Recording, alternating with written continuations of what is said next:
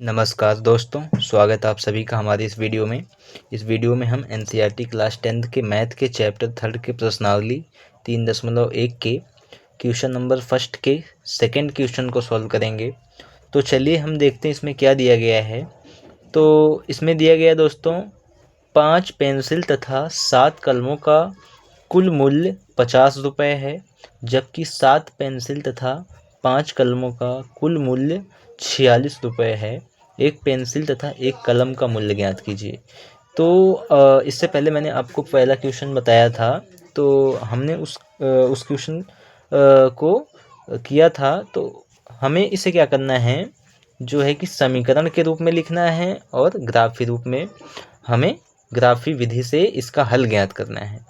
तो उसी प्रकार से हम इसको भी करेंगे। तो चलिए हम इसको सॉल्व करते हैं।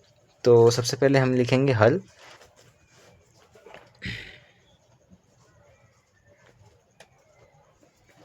और यहाँ पे देखिए क्या दिया गया है हमें। तो सबसे पहले हम देखिए क्वेश्चन ना समझ में आए तो हम इसके अंतिम भाग को देखेंगे कि क्या पूछा गया, क्या निकालने के लिए हमको बोला गया है।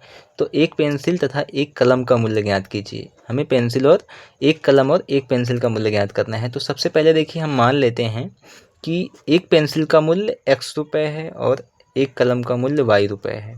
तो यहाँ पे लिखेंगे माना एक पेंसिल का मूल्य बराबर x रुपये है तथा एक कलम का मूल्य बराबर y रुपये है। तो हमें क्या बोला गया है, अब देखिए हम इसको क्वेश्चन को पढ़ते हैं। तो यहाँ पे बोला गया है, पहली शर्त क्या हमारे रखी गई है कि 5 पेंसिल तथा 7 कलमों का कुल मूल्य 50 रुपये है। तो 5 पेंसिल और 7 कलमों का कुल मूल्य 50 रुपये। तो यहाँ पे लिखेंगे पहली शर्तानुसार 5 पेंसिल, तो देखिए एक पेंसिल का मूल्य x रुपये है, तो 5 पेंसिल का मूल्य कितना होगा, तो हम x से 5 में गुणा कर देंगे। तो यहाँ पे हो जाएगा क्या 5x प्लस 7 कलमों का कुल मूल्य, एक कलम का मूल्य y रुपये है, तो 7 कलम का मूल्य क्या हो गया, 7 में हम x से गुणा कर देंगे तो 7y बराबर कितने रुपये है, तो 50 रुपये है। तो यहाँ पे 50, ये हमारा हो गया समीकरण नंबर 1। अब दूसरी शर्त क्या रखी गई है, जबकि 7 पेंसिल तथा 5 कलमों का कुल मूल्य 46 रुपये है। तो एक पेंसिल का कीमत कितनी है, तो x रुपये। तो 7 पेंसिल का मूल्य क्या होगा, तो 7 पेंसिल का मूल्य हमारा हो जाएगा 7y। यहाँ पे पहले लिखते हैं द्वितीय शर्तानुसार। तो यहाँ पे लिखेंगे हम, क्योंकि ये दूसरी शर्त है, तो द्वितीय शर्तानुसार क्या है, 7 पेंसिल। तो एक पेंसिल का मूल्य x रुपये, तो 7 पेंसिल का मूल्य 7x प्लस 5 कलम, तो एक कलम का मूल्य y रुपये, तो 5 कलम का मूल्य 5y। तो यहाँ पे हो जाएगा 5y बराबर 46 रुपये है। ये हमारा समीकरण नंबर 2 हो गया। तो अब हम क्या करेंगे, इन दोनों के x और y का मान निकालेंगे और उसको हम संख्या रेखा पर प्रदर्शित करेंगे और ग्राफी विधि से हम उसका हल ज्ञात करेंगे। तो चलिए हम इस सबसे पहले लिखते हैं समीकरण नंबर 1 से। समीकरण नंबर 1 का हल ज्ञात करते हैं, x और y का मान ज्ञात करेंगे हम। तो समीकरण नंबर 1 से यहाँ पे क्या है, 5x प्लस 7y बराबर 50। तो हम देखिए x और y का मान ज्ञात करने के लिए क्या करते हैं, कुछ भी आप रख सकते हो मान, बस ऐसा मान, इसमें हम एक का मान रखेंगे और एक का मान निकलता चला जाएगा। x का मान रखेंगे तो y का मान निकलता चला जाएगा, y का मान रखेंगे तो x का मान निकलता चला जाएगा। बस हमें ये याद रखना चाहिए कि ऐसा मान रखें कि मतलब हमें पूर्णांक संख्या प्राप्त हो और ज़्यादा बड़ी संख्या प्राप्त ना हो, क्योंकि हमें उसे संख्या रेखा पे प्रदर्शित करने में फिर आसानी होती है। तो यहाँ पे हम सबसे पहले देखिए क्या रखें, तो हम यहाँ पे देखिए x का मान रखते हैं, क्या रखें, तो देखिए x का मान रखते हैं हम यहाँ पे 0। तो यहाँ पे लिखेंगे x बराबर 0 रखने पर, तो यहाँ पे क्या होगा 5, x की जगह 0 तो 5 गुणे 0 प्लस 7y बराबर 50। तो अब देखिए क्या होगा यहाँ पे 5 में 0 का गुणा होगा तो यहाँ पे 0 हो जाएगा, प्लस 7y बराबर यहाँ पे 50। तो यहाँ पे देखिए अब देखिए ये हमने मान जो है ऐसा मान रख दिया कि बटे में संख्या आएगी, तो हम ये मान नहीं रखेंगे। तो यहाँ पे क्योंकि यहाँ बटे में हमको पूर्णांक संख्या चाहिए, तो हम इसको यहाँ पे x नहीं रखेंगे, यहाँ पे दूसरी संख्या रखते हैं। तो देखिए क्या रखें हम, तो y अगर 0 रखते हैं तो ये 0 हो जाएगा, और यहाँ पे 5 तो आपका 10 मिलेगा। हाँ, यहाँ पे हम x बराबर 0 रखते हैं, y बराबर 0 रखते हैं, सॉरी y बराबर 0 रखते हैं। 0 रखने पर y बराबर 0 रखने पर क्या मिलेगा हमें, तो देखिए 5x प्लस 7, y की जगह 0 तो 7 गुणे 0 बराबर 50। अब यहाँ पे क्या होगा 5x प्लस 0 हो जाएगा बराबर 50।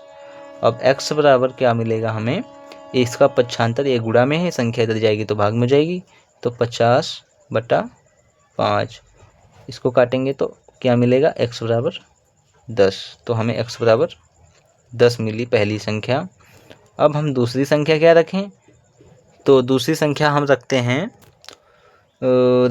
हम देखिए दोस्तों दूसरी संख्या, इसमें हम ऐसी संख्या रखते हैं कि पूर्णांक प्राप्त हो। तो अगर हम देखिए x बराबर x या y दोनों में से आप किसी का भी मान रख लो, एक का मान रखोगे एक का मान निकलता चला जाएगा। तो यहाँ पे अगर हम 3 रखते हैं x बराबर, तो 5 3 15 और इधर पक्षांतर होगा तो 35, 7 5 35 5 मिलेगा। तो हम x बराबर 3 रखते हैं, तो यहाँ पे लिखेंगे x बराबर 3 रखने पर समीकरण क्या था हमारा 5x प्लस 7y, 5 x की जगह 3 तो यहाँ पे 3 प्लस 7y बराबर 50। अब यहाँ पे 5 3 15 प्लस 7y बराबर 50। अब देखिए इधर प्लस में इधर पक्षांतर करेंगे तो माइनस में हो जाएगा, तो 7y बराबर 50 माइनस 15 और 7y बराबर 50 में से 15 जाएगा तो यहाँ पे 35 बचेगा, और यहाँ पे देखिए 7 गुणा में इधर जाएगा तो भाग में हो जाएगा, तो y बराबर 35/7। अब हम इस 7 से काटेंगे इसको तो ये हो जाएगा 7 5 35 5 बचेगा, तो यहाँ पे हमें 5 प्राप्त होगा। तो y बराबर हमें 5 मिला। अब हमें एक टेबल बनाएंगे, इनके मानों को लिखेंगे। तो यहाँ पे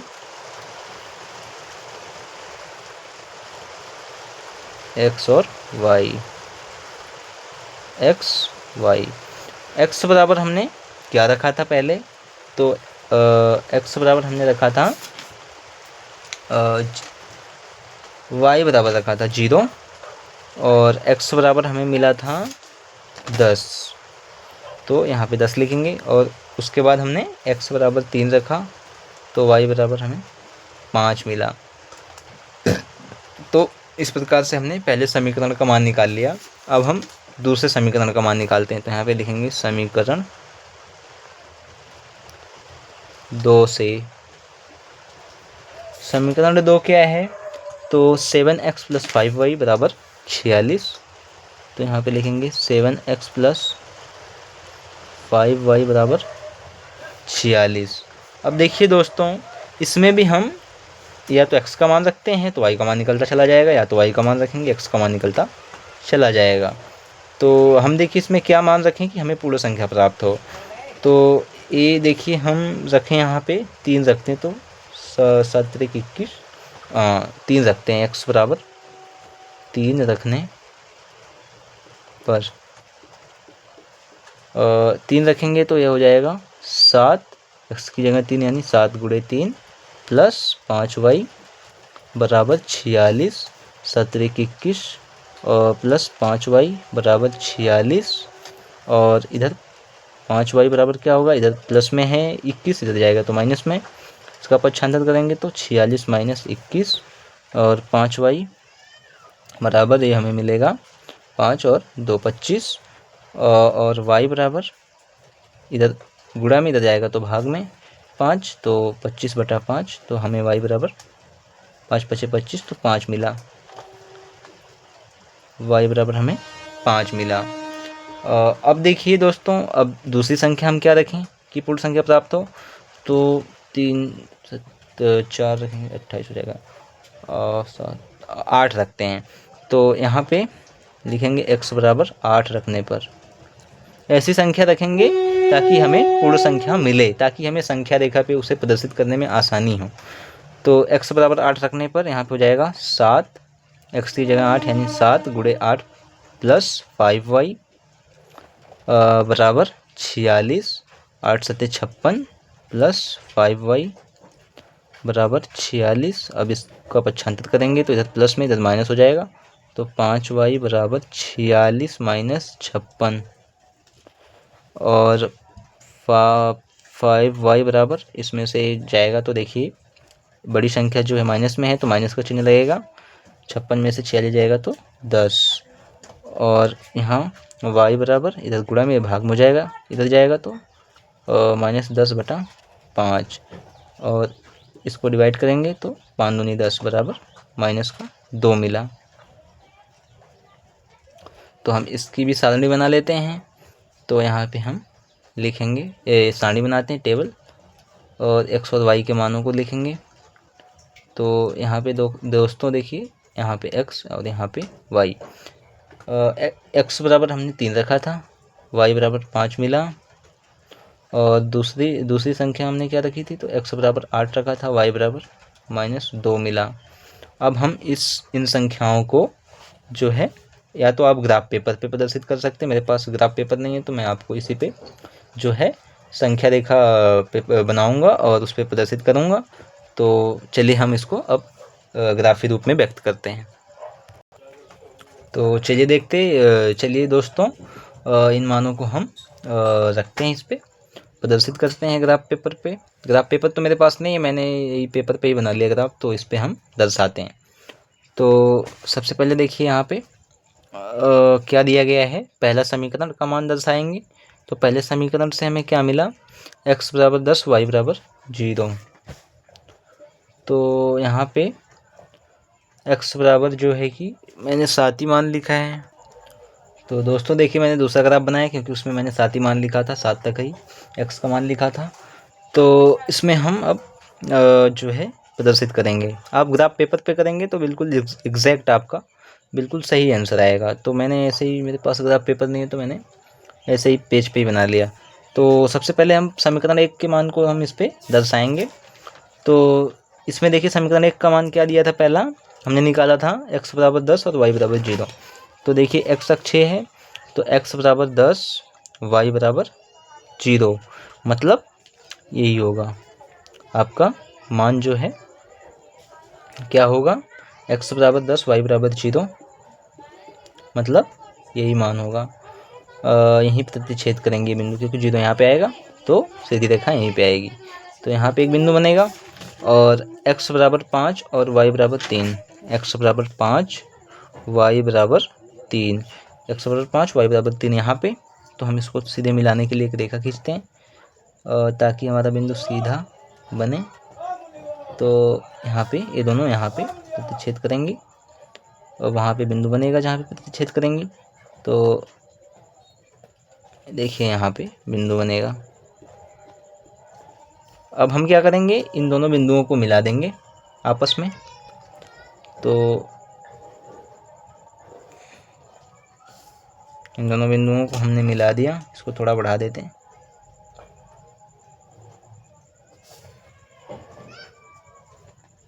इधर जाएगी, इधर जाएगी। अब इसका मान क्या था, तो इसका 5 और 3 और इसका क्या था 10 और 0, यही है ना, यही है। और इसका समीकरण को हम लिखेंगे, किस समीकरण का एक ग्राफ है, तो 5x + 7y = 50 इसका ग्राफ है। अब हम दूसरे समीकरण के मानों को हम यहाँ पे प्रदर्शित करते हैं। तो दूसरे समीकरण का मान क्या हमने निकाला था, x = 3 y = 5। तो दोस्तों देखिए यहाँ पे x = 3 यहाँ पे होगा और y = 5, यानी ये जो दोनों बिंदु हैं यहाँ पे प्रतिच्छेद करेंगे। इसको हम मिला देते हैं सीधी रेखा खींच के। तो ये यहाँ पे बिंदु हमारी बनेगी। और दूसरा मान क्या था, x = 8 y = -2। तो x = 8 और y बराबर क्या था, -2। तो -2 यानी यहाँ पे x = 8 y = -2, यानी यहाँ पे दोनों रेखाएं जहाँ पे प्रतिच्छेद करेंगी वहीं पे बिंदु बनेगा। तो ये नीचे के साइड,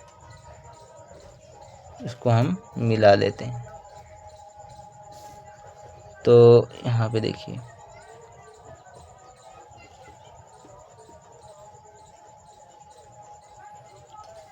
अब हम इन दोनों बिंदुओं को भी आपस में मिला देंगे और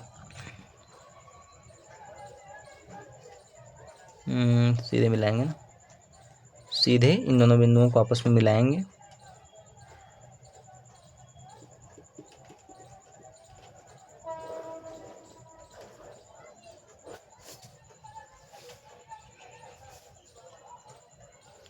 और इसका मान 8 और -2, इसका मान हमारा था 3 और 5, 3 और 5। हाँ, अब देखिए ये दोनों रेखाएं जहाँ पे एक दूसरे को प्रतिच्छेद करेंगी वही हमारा आंसर होगा।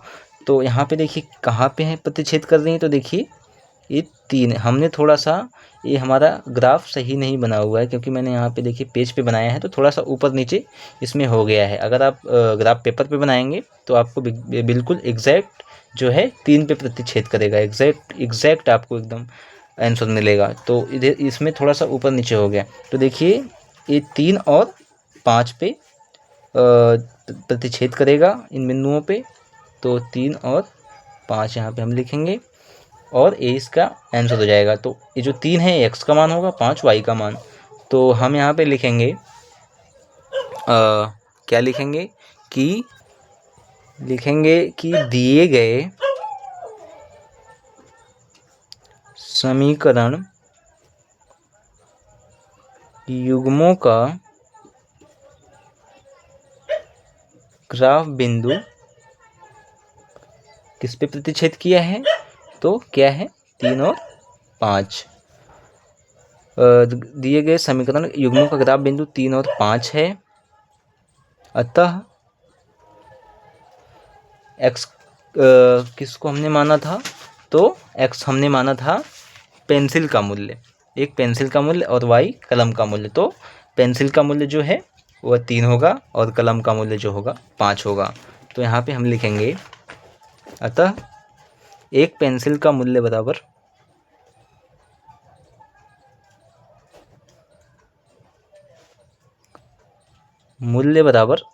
x का मान 3 यानी 3 रुपये और एक कलम का मूल्य बराबर